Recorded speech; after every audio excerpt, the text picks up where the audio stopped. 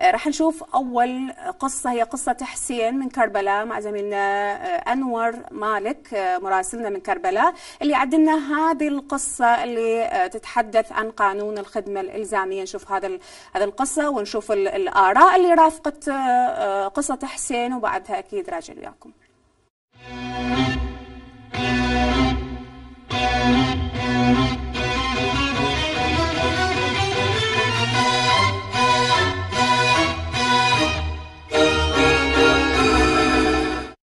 بين رفض وقبول الناس لمشروع قانون الخدمة الإلزامية، رح نتعرف على حسين اللي رح يحكي لنا عن حياته وشلون كونها وشنو رأيه بقانون الخدمة الإلزامية إذا تم تطبيق القانون.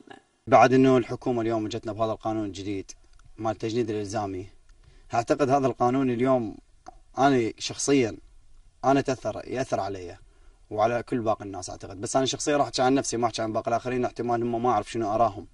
بس أنا نفسي يعني على نفسي أحكي اليوم إنه هذا القانون يضرني. أنا رجال عندي محل وعندي مخزن، هذا إني أنا قوة طلعان الروح، يلا لميت هاي وقدرت أكون هذا المحل حتى أجي أبدي مرحلة إنه أعين عائلتي.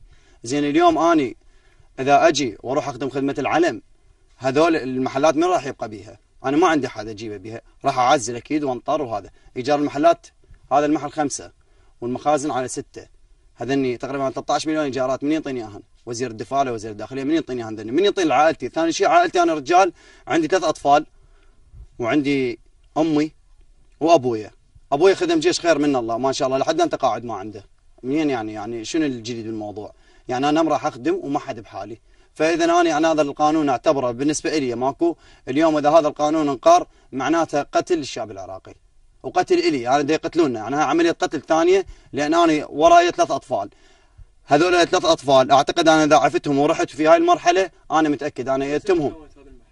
أنا هاي صار لي أنا عمري تقريبا اعتمدت على نفسي، هاي صار لي فوق 6 سنين يلا قدرت أكون هذا المحل. زين شلون راح يقدرون 6 سنين؟ هاي أنا 6 سنين بعد ما بذلت جهد والداين منا ورجع منا، ولحد الان هذا المحل ترى مطلوب. يعني خاف يتصورون انه البعض هذا المحل هذا مطلوب. ثاني شيء انا عندي تسديد للتجار ببغداد والهذا، هذول يردون فلوسهم الناس، انا ما عندي. وهسه الان هاي الفتره السوق تعبان، يعرفون انا 10000 ما دا اطلع يوميه، 20000 انا ما دا اطلع يوميه، شو يردون بعدهم؟ يعني وين يوصلونه؟ وهذا القانون اذا انقرر نفراري، لا يتصورون ان نخدم. انا ما اخدم خدمه العلم بعد. ليش؟ لان انا كل اهلي كلهم خدموا خدمه العلم. شنو اللي حققوا لهم اياه لحد الان؟ اني ابوي خدم خدمه العلم، اخوي خدم خدمه العلم، ابوي 30 سنه، واخويا تقريبا مال الجيش هذا اللي ذني مال النظام السابق وغيرها هم خدموا. شنو اللي حققوا لهم اياه؟ لحد الان هم قاعدين ببيوتهم. وثاني شيء رواتب ماكو. انا متاكد 90. الجهال انا وين اوديهم؟ هذول الجهال هسه انا اذا عفت زوجتي، انا الرجال هسه راح تقريبا بعد ايام يعني احتمال اخرج من اهلي، لان تعرف الوضع هذا تخرج من اهلك. زين انا باكر عقب هذول الجهال الثلاثه اذا انا اروح الخدمه الالزاميه وانا اعوفهم يمن، احنا اوديهم ما عندهم لا بس انا الهم.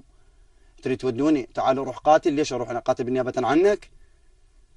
بالنيابه عن المسؤول؟ بالنيابه عن منو؟ انا بالنسبه لي شخصيا انا ما اطلع ولا اروح، وخلي يحسبونها من اليوم. انا بالنسبه لي شخصيا افراري وما راح اقدم خدمه العلم على راسي، لكن مو بهذه الطريقه اللي انتم اليوم تسوونها.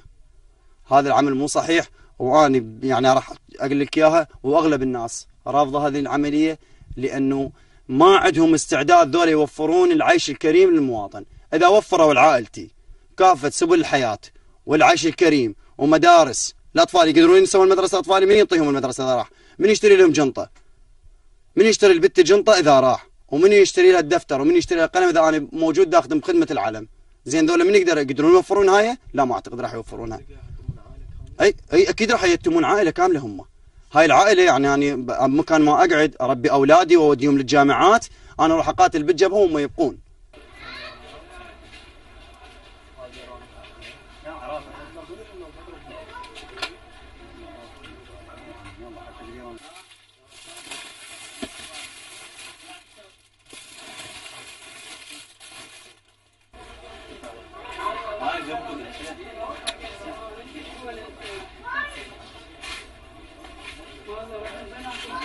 هي الحكومة من انطت هيك قرار ما فكرت لو كلها شامل. زين اللي بزمن صدام خدموا وضيعوا كل شبابهم مرت الاخ راح يخدمون. زين شو وقت نبني مستقبلنا؟ مستقبلنا شو وقت نبناه؟ اذا حياتنا بزمن صدام قتال وجيش، هسه قتال وجيش، مستقبلنا شو وقت نكونه؟ انا صاحب عائله، اذا عفتهم زين، اذا عفتهم من راح يعيشهم؟ انا عندي مكسب هنا على باب الله. زين راح ياخذوني بالجيش مثلا، راح اخدم، ما بي شيء، شرف الي اخدم بلدي، اخدم وطن، اخدم الوطن، بس شنو بحال شنو؟ يحطوا لي راتب.